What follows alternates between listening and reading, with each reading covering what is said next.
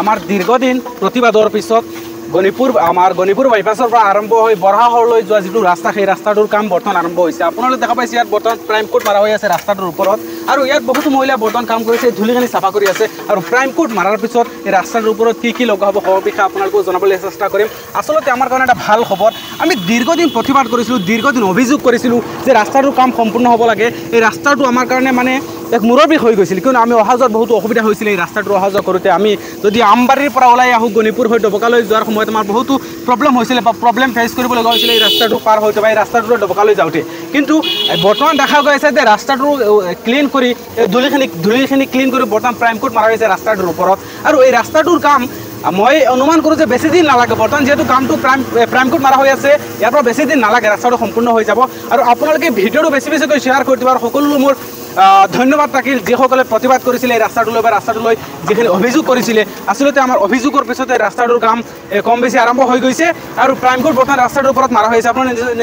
আপোনালোকে ইফালে দেখা পাই আছে যে প্ৰাইম কোট মাৰা হৈছে ৰাস্তাটোৰ ওপৰত আৰু এই ৰাস্তাটো আচলতে আৰু বেছি দিন নালাগে ৰাস্তাটো নিশ্চয় ৰাস্তাটোৰ কাম সম্পূৰ্ণ হৈ যাব আৰু ইয়াত এই কোম্পানীৰ বহুতো মানুহ আমাৰ লগত আছে। আচলতে তেখেতক সুধিবলৈ চেষ্টা কৰিম আচলতে কিমান দিন লাগিব বা ইয়াৰ পিছত কি কাম কৰাব। আচলতে নিশ্চয় আমি দেখা পাইছোঁ যে আপোনালোকে নিশ্চয় ৰাস্তাটোৰ কাম আৰম্ভ কৰিছে, আপোনালোকে ইয়াৰ কোম্পানী মানুহ হয়। আচলতে বৰ্তমান প্ৰাইম কোট মাৰা হৈছে, ইয়াৰ পিছত কি কৰা হ'ব ৰাস্তাটো? ইয়াৰ পিছত আকৌ আমি তেনেকৈ তেল এক কোট মাৰি তাৰপিছত কাম ষ্টাৰ্ট দিম। ইয়াৰ পিছত এইখিনি প্ৰাইম কোট মাৰিছে, প্ৰাইম কোট মাৰাৰ পিছত কি মাৰিব? তেল মাৰিব। প্ৰাইম কোট মাৰাৰ পিছত আকৌ তেল মাৰিব। তেল মাৰাৰ পিছত টেক কোট মাৰিম, মানে সেইটো টেক কোট বুলি কয়। টেক কোট মাৰিম, মাৰি পেলাই তাৰপিছতহে পিচটো বহাম মানে। আচ্ছা, অনুমানিক এই পেজটো কিমান দিন লাগিব আৰম্ভ কৰি দিয়ে এইফালৰ পৰা? এইফালৰ পৰা আৰম্ভ কৰোঁতে এইটো আপোনাৰ গণিপুৰ যে গণিপুৰ পাৰ হয়তো কি জেগা আছিলে আমবাৰীলৈকে যিটো মেটেল হৈছে এইখিনিলৈকে আমাৰ এমাহ লাগিব। আচলতে আৰু ইফালৰ পৰা আপোনালোকে কাম কেতিয়াবা আৰম্ভ কৰিব? এইখিনি প্ৰাইম কোট আপোনাৰ এইখিনি কি কৈছে? এইটো টেক কোট টেক কোটৰ ওপৰত আৰু টেক কোটৰ ওপৰত সেইটো পঢ়াৰ পিছত আৰম্ভ কৰিব ইয়াৰ পৰা কাম? এইটো আমি কালিৰ পৰা কৰিম। টেক কোটৰ ওপৰৰ পৰা কালি নিশ্চয় আৰু এমাহৰ ভিতৰত এইখিনি কাম সম্পূৰ্ণ হৈ যাব। হয়, এমাহৰ ভিতৰত হৈ যাব। নিশ্চয় আমাৰ কাৰণে ভাল খবৰ, কিয়নো টেক কোট বৰ্তমান মাৰা হৈছে। টেক কোটৰ পিছত অনুমানিক তেখেতে কোৱা অনুসৰি যে একমাহ লাগিব আৰু একমাহৰ ভিতৰত আমাৰ এই ৰাস্তাটোৰ কাম সম্পূৰ্ণ হৈ যাব। ইয়াত নিশ্চয় আপোনালোকে দেখা পাইছে যে বহুতো মহিলাই বৰ্তমান ৰাস্তাটোৰ কাম কৰি আছে আৰু ৰাস্তাটোৰ কাম এই ব্যক্তিজনে কোৱা অনুসৰি যে এমাহৰ ভিতৰত ৰাস্তাৰ কাম সম্পূৰ্ণ হৈ যাব। আচলতে আমাৰ কাৰণে ভাল খবৰ, যাতে সোনকালে এই ৰাস্তাটোৰ কাম সম্পূৰ্ণ হয় আৰু আমাৰ অহা যোৱা যাতে সুবিধা হয়। আমাৰ বহুতো প্ৰব্লেম ফেচ কৰিবলগীয়া হৈছিল এই ৰাস্তাটোৰ কাৰণে।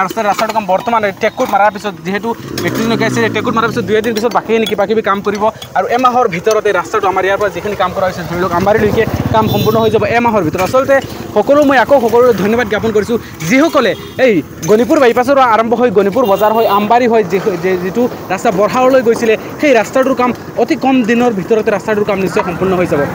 ৰাস্তাটোৰ কাম সম্পূৰ্ণ হৈ যাব। আপোনালোকলৈ সকলো মই ধন্যবাদ থাকিল আৰু ভিডিঅ'টো বেছিকৈ শ্বেয়াৰ কৰি দিব। সকলো মই আকৌ ধন্যবাদ জ্ঞাপন কৰিছোঁ। আচলতে ৰাইজে যদি কিবা প্ৰতিবাদ কৰে সেই প্ৰতিবাদৰ কিবা এটা ফল নিশ্চয় থাকে। ৰাইজে ৰজা বনায় আৰু ৰাইজে সেই মানুহজনক ধ্বংস কৰি দিব পাৰে। গতিকে সকলো মই ধন্যবাদ থাকিল। আপোনালোকে এই ভিডিঅ'টো বেছিকৈ শ্বেয়াৰ কৰি দিব আৰু এমাহমান অপেক্ষা কৰক। এমাহ পিছত এই ৰাস্তাটো সম্পূৰ্ণ হৈ যাব। নিশ্চয় আমাৰ চলা ফুৰাত অহা যোৱাত নিশ্চয় সুবিধা হ'ব। এই ভিডিঅ'টো ইয়াৰ এটা উদ্দেশ্য হৈছে, আমাৰ এটা মূৰৰ কামোৰণি আছিলে, টেনশ্যন আছিল যে ৰাস্তাটো কেতিয়া সম্পূৰ্ণ হ'ব, আমাৰ অহা যোৱাৰ অসুবিধাখিনি কেতিয়া সলভ হ'ব বা কেতিয়া সুবিধা হ'ব অহা যোৱাত। গতিকে আপোনালোকে ভিডিঅ'টো বেছিকৈ শ্বেয়াৰ কৰি দিব। ধন্যবাদ।